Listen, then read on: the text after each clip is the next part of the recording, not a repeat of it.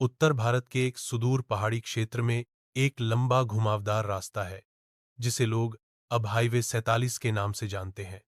यह सड़क, जो कभी अंग्रेजों के जमाने में बनी थी, अब भी सुनसान और रहस्यमयी बनी हुई है।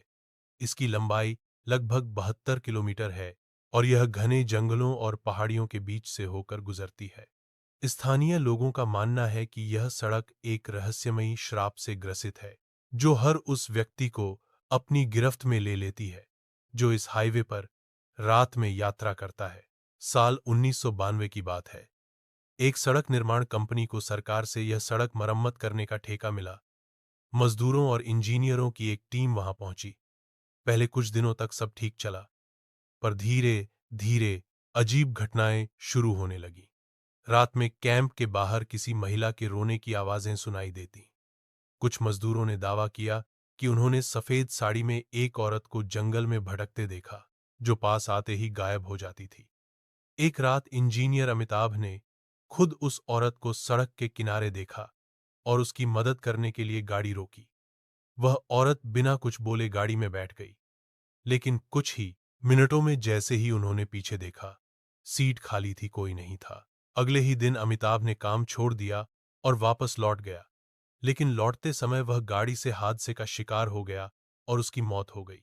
कंपनी ने इस घटना को महज दुर्घटना बताया, लेकिन टीम में मौजूद कुछ लोग जानते थे कि अमिताभ ने कुछ ऐसा देखा था जिसे वह बर्दाश्त नहीं कर पाया। इसके बाद एक एक कर कई मजदूर बीमार पड़ने लगे, कुछ पागल हो गए और कुछ ने आत्महत्या कर ली।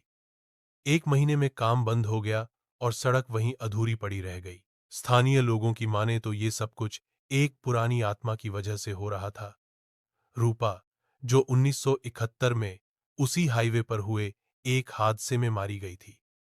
रूपा एक नवविवाहिता थी जिसे उसके पति ने दहेज के लिए मारकर सड़क किनारे फेंक दिया था। कहा जाता है कि मरने से पहले उसने शाप दिया था, तुम सब भी इस सड़क पर भटकते रहोगे जैसे मैं रहूंगी, अनंत तक। उसके बाद हर साल बरसात के मौसम में उस जगह पर कोई न कोई हादसा जरूर होता। कुछ स्थानीय साहसी युवाओं ने मिलकर इस रहस्य को सुलझाने की ठानी। उन्होंने उस जगह पर एक रात बिताने की योजना बनाई जहां सबसे ज्यादा हादसे होते थे। वह जगह थी घोड़ा मोड़, एक तीखा घुमाव जहां दर्जनों ट्रक और कारें पलट चुकी थीं। उस रात 4 युवक, दीपक, सुमित, विशाल और नरेश, कैमरे और टॉर्च लेकर वहां पहुंचे। रात के करीब 1 बजे, जब कोहरा घना हो चुका था, तभी उन्हें एक तेज रोशनी दिखाई दी, जैसे किसी ट्रक की हेडलाइट हो। लेकिन वह रोशनी हवा में तैर रही थी। कुछ ही देर में वह गायब हो गई। इसके बाद एक मध्यम सी स्त्री स्वर में सिसकियां सुनाई दी। दीपक ने रिकॉर्डिंग चालू की और आवाज की दिशा में बढ़ा। तभी हवा में एक सफेद आकृति उभरी, एक महिला जिसकी आंखें जलती हुई प्रतीत हो रही थीं और जो धीरे धीरे आगे बढ़ रही थी। चारों ने वहां से भागने की कोशिश की, पर कोहरे ने रास्ता छीन लिया। चारों दिशाएं एक जैसी लग रही थीं। तभी विशाल के फोन में एक अनजान नंबर से कॉल आया। स्क्रीन पर लिखा था रूपा।